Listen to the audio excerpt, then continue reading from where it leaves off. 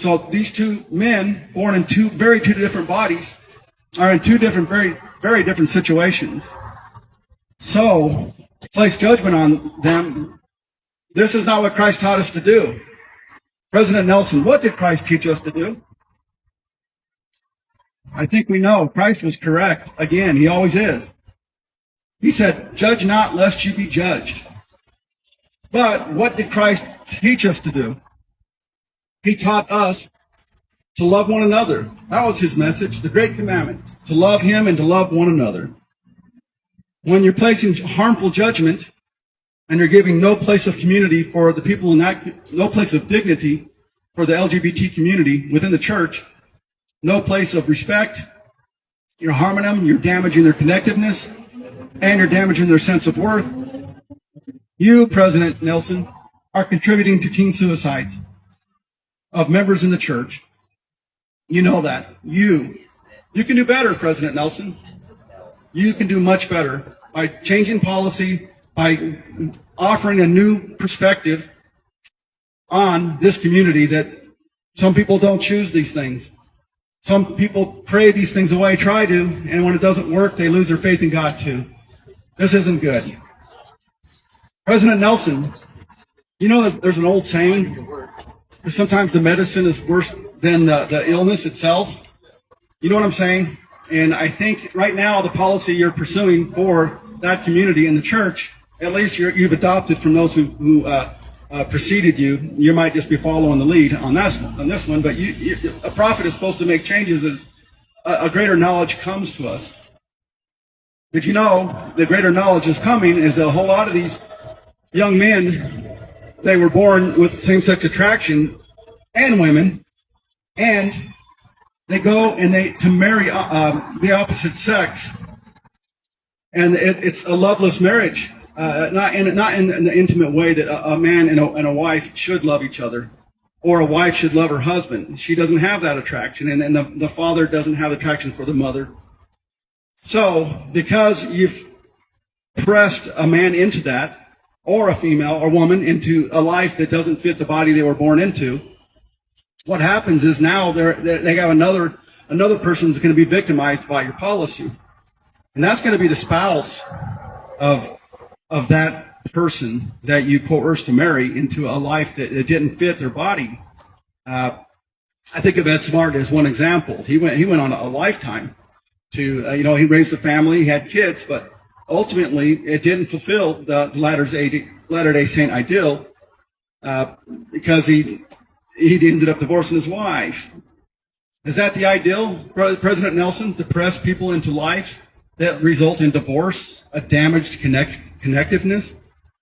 It's a serious point. Go and look up the word damaged connectiveness and see what that leads to, President Nelson. It's suicide is what that word leads to when it happens to a person.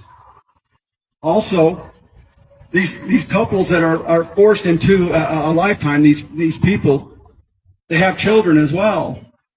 And now your advice led to divorced homes as well. Is that the ideal? Are we trying to coerce? Is this what Christ would want? People to be in situations where they're not, it's not good for anybody. And the children end up in divorced homes. Is that the Latter-day Saint ideal? I would say it's not the ideal. President Nelson, I don't have all the answers on this. I really don't. But you're the prophet, seer, and revelator of this church, and I'm asking you to go and pray and try to find out some more answers. I do know one answer. To call a child faggot every day, that's something that should be strictly forbidden. That's a serious matter. That one I can give you. How to give a place of dignity in the church for the LGBT community, that I haven't thought about that long enough, but it's something that does need to be pondered and prayed about. It's something I haven't done. What is the right answer? But it needs to be done. But anyways, let's see if I got any more notes for today. And then we got Katie wants to talk. I think I'm done, and now Katie wants to take over for a minute. Here we go.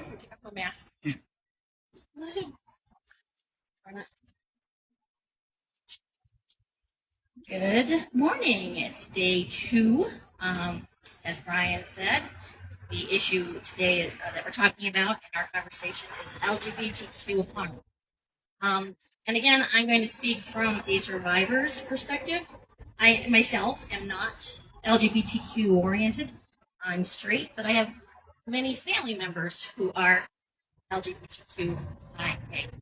And I can't help thinking this morning as Ryan was talking about a movie I saw called Anna and the King, has Jodie Foster in it.